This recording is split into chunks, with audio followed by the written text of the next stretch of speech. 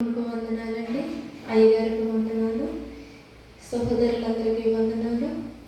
అయితే నేను సాక్ష్యం చెప్పేది ఏంటంటే, నేను ఒక కొన్ని 14 సంవత్సరాల నుంచి నేను ఎన్నో శ్రమల్లో అనుభవించి ఉన్నాను, ఎన్నో వేదనలో ఉన్నాను. అది ఎవరికి చెప్పుకోలేదు కూడా. ఇక్కడ స్వస్థత ఆరాధనలు కృష్ణపురయ్య గారు ఇక్కడ కొమ్మలపల్లి సెంటర్లో ఏర్పాటు చేసినప్పుడు నేను నా భర్త ఇక్కడికి రావటం జరిగింది. ఈ ఆరాధనలకు వచ్చినప్పుడు దేవుడు నన్ను పేరు పెట్టి పిలిచి అన్నాడు. నా భర్త ఒక కోపం అంటే చేతిలో ఏ వస్తువు ఉంటే ఆ వస్తువు వదిలి విరిచిపెట్టడం, లేకపోతే అది నేలలేసి కొట్టడం, మనిషిని ఎలాగ కొడుతున్నారు, ఏం మాట్లాడుతున్నారో తెలియని పరిస్థితులు ఉండేదాన్ని.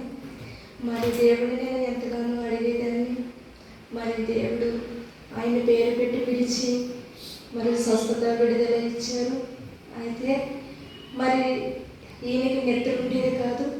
నిద్ర సమస్యతో చాలా బాధపడేవారు. ఒక 10 నిమిషాలు నిద్రపోయి మళ్ళీ ఇంకా తెల్లవారు నిద్రపోయేవారు కాదు. తెల్లవారుతో ఉన్నట్టు నిద్రపోయేవారు. అప్పుడు కూడా దేవుడు పిలిచారు. నిన్ను దురాత్మలు పీడిస్తున్నాయి, నిద్ర పోనివ్వట్లేదని పిలిచారు. ఆయన చాలా విడుదల పొంది ఉన్నారు. మేము ఎవరికి అపకారం చేయలేదు. ఎవరైతే మంత్ర ప్రయోగాలు చేసి దేవత దురాత్మలు మా ఇంటిపై ప్రయోగించారు. అవి నైట్ అయినప్పటికీ గొజ్జల సౌండ్, ఇంటిపై రాళ్ళు విసిరినట్టు కూడా ఉండేది. భయంకరమైన ఆలోచన రప్పించేవి, ఆత్మహత్య చేసుకోమనేవి, పిల్లలు నువ్వు చనిపో అనేవి, ఎందుకు నీకు బ్రతుకుతున్నావు అనేది. కానీ ఎవరితో చెప్పుకున్నా, దేవా నేను చనిపోతే నా పిల్లలు ఏమైపోతారు, నా భర్త ఏమైపోతాడు, నేను చనిపోవడానికన్నా నువ్వు ఎంచుకున్నావా నేను మామూలుగా ప్రార్థన చేసుకునేదాన్ని. అయితే అయ్యగారి ద్వారా దేవుడు ఏం మాట్లాడాడంటే, నువ్వు చనిపోవాలనుకుంటున్నావు, నువ్వు పుట్టింది నువ్వు చనిపోవడానికి కాదు, నిన్ను ఎంచుకుంది నువ్వు చనిపోవడానికి కాదు, నువ్వు నా సాక్షిగా నిలబడతావని నేను ఎంచుకున్నాను. నిన్ను సాతాను తీసుకెళ్ళిపోవడానికి ఎంచుకోలేదు. నువ్వు ఎందుకు చనిపోవాలనుకుంటున్నావు, నేను నీకు తోడున్నాను అని నన్ను పిలిచారు దేవుడు. అప్పుడైతే నేను వచ్చి అన్నాను, ఈ దురాత్మలు ఏం చేసి అంటే, పిల్లలు నువ్వు చచ్చిపోవాలి, వాళ్ళకి ఏమైనా కలిపి పెట్టేయి అనేది, లేకపోతే కాలంలో తోసేయి అనేది, నీకు ఎందుకు ఈ బ్రతుకు, నీ భర్త ఇలాంటి వాడు, నీ కుటుంబ సభ్యులు ఇలాంటి వాడు, నువ్వు ఎందుకు బ్రతుకుతున్నావు, చచ్చిపోతే మనశ్శాంతిగా ఉంటుంది, నీకు మనశ్శాంతి లేదనేది, ఇంకా నాకు విడుదల లేదా, నేను చనిపోయే వరకు కూడా ఇలాగే ఉండాలా, ఇలాగ మనశ్శాంతి లేకుండానే బ్రతకాలా, ఎందుకు నాకు ఏ మనశ్శాంతి లేని బ్రతుకు అనుకునేదాన్ని. ఒక్కోసారి పిల్లల గురించి ఆలోచించేదాన్ని, నా తల్లిదండ్రుల గురించి ఆలోచించేదాన్ని. నా తల్లిదండ్రులకి అయితే మా అమ్మకి 8 గర్భిణీలు పోయినాయి, నేనే లాస్ట్. నాతో పాటు కూడా గర్భసంచి తీసేశారు. దేవుడు నన్ను ఎందుకు బ్రతికించుకున్నాడో తెలియదు. ఆయన సాక్షిగా ఉండించుకోవడానికి బ్రతికించుకున్నాడు, ఆయన పెట్టిగా ఉంచుకోవడానికి పెంచుకున్నాడో తెలియదు. కానీ ఇంకా ఇన్ని కష్టాలు ఎందుకు పెడుతున్నావు తండ్రి, నేనైతే దేవుడే పెడతాడు అనుకున్నాను, కానీ దేవుడు కాపాడుతున్నాడని అనుకోలేదు. సాతాను పెట్టే శోధనని దేవుడి మీదకు తోసేసి దాన్ని, సాతాను పెట్టే ప్రతి శోధన నుంచి దేవుడు నన్ను విడిపిస్తున్నాడని నేను ఇప్పటి వరకు కూడా అనుకోలేదు. నేను నిన్ను బ్రతికించుకుంటున్నానమ్మా, నిన్ను కాపాడుకుంటున్నానమ్మా, అరిచేతుల్లో చిక్కుకున్నానమ్మా, నువ్వు చనిపోవద్దమ్మా అన్నాడు. కానీ ఈ అయ్యగారి ద్వారా దేవుడు మాట్లాడినప్పుడు అర్థమైంది, ఇది అయ్యగారిని, మోజేస్ అయ్యగారిని నా కోసమే దేవుడు పంపించారు, నా విడుదల కోసమే పంపించారు. నా విడుదల కోసం 14 సంవత్సరాలు పట్టిందా, నా మనశ్శాంతికి 14 సంవత్సరాలు పట్టిందని ఇప్పుడు అనుకుంటున్నాను. నేను నా కుటుంబంలో చాలా సంతోషంగానే ఉన్నాను. దురాత్మలు ఎటువంటి శబ్దాలు లేవు, ఎటువంటి ఆత్మహత్య ప్రేరేపణలు లేవు. ఇప్పుడైతే చాలా ప్రశాంతంగా నా బిడ్డలు కుమారులిద్దరితోటి నేను ప్రశాంతంగా జీవిస్తున్నాను. నా పెద్ద కుమారుడికి 15 సంవత్సరాలు, నా చిన్న కుమారుడికి 19 సంవత్సరాలు. మేము మా ఫ్యామిలీతో చాలా హ్యాపీగా ఉన్నాము. అదంతా దేవుని కృప. నా భర్త కూడా ఎన్నోసార్లు ప్రేరేపించింది, నీ భార్య నీ మాట వినట్లేదు, నువ్వు ఎందుకు చనిపోను కూడా నా భర్తను ప్రేరేపించింది. అయినా సరే నా భర్త దేవుడు కాపాడుకున్నాడు. ఇంతగా విడుదలిచ్చిన దేవునికి వేలాది వందనాలు, కృతజ్ఞతాస్తుతులు. మీరు కూడా నా ద్వారా మీరు విడుదల పొందుతారని నేను మనస్ఫూర్తిగా కోరుకుంటున్నాను. ఈ చిన్న సాక్ష్యం దేవుడు దీవించిన గాక. అక్కడే మంచిది విన్నారు కదండి. సహోదరి ఎస్తేర్ రాణి గారు, డేవిడ్ రాజ్ గారు, వీరు మా సోదరులు క్రిస్టఫర్ గారు, రెవరెండ్ క్రిస్టఫర్ గారు ఇక్కడే వారు సేవ చేస్తున్నారు. నేను ఈ ప్రాంతానికి సభలకు పిలువబడ్డాను. వారు నన్ను సభలు ఆహ్వానించినప్పుడు 2-3 దఫాలు వచ్చారు. ప్రభు నాతో మాట్లాడుతూ వచ్చారు, ఏరియాలో ఒక దైవిక స్వస్థత గుడి పెట్టాలని.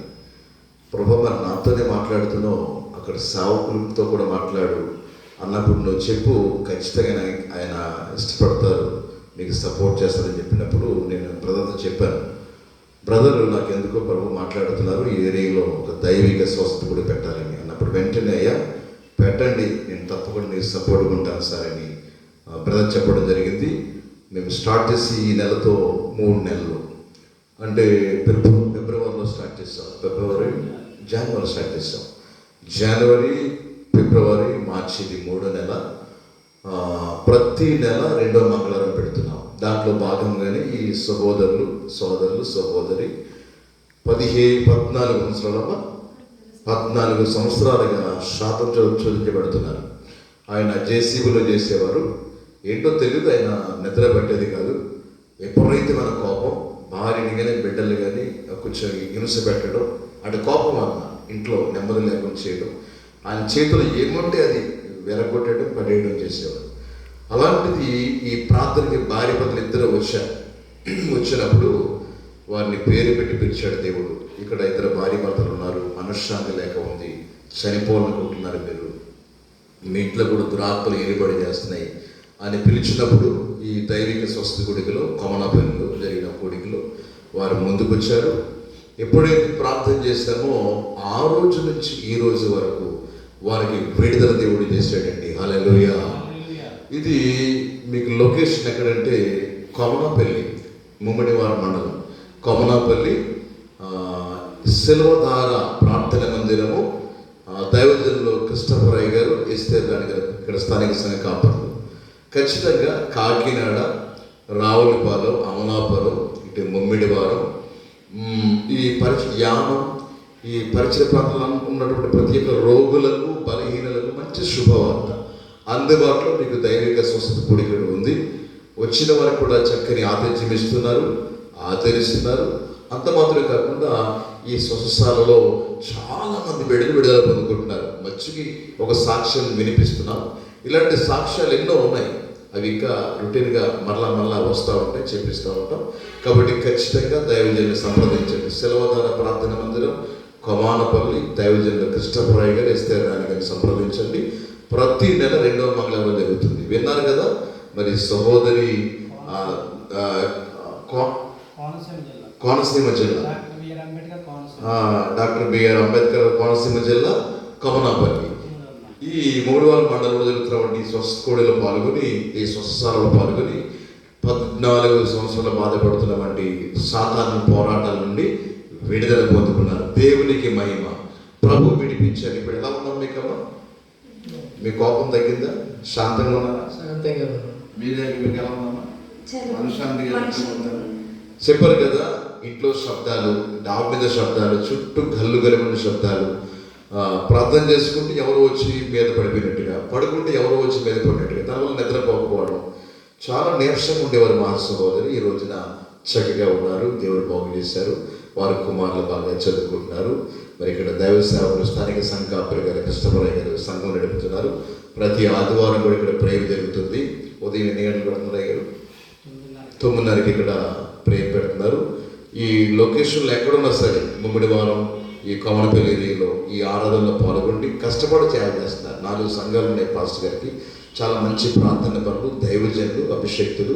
ఖచ్చితంగా వారిని సంప్రదించండి, వారి సహవాసులకు రండి. నేను ప్రతి నెల 2వ మంగళవారం వస్తున్నాను.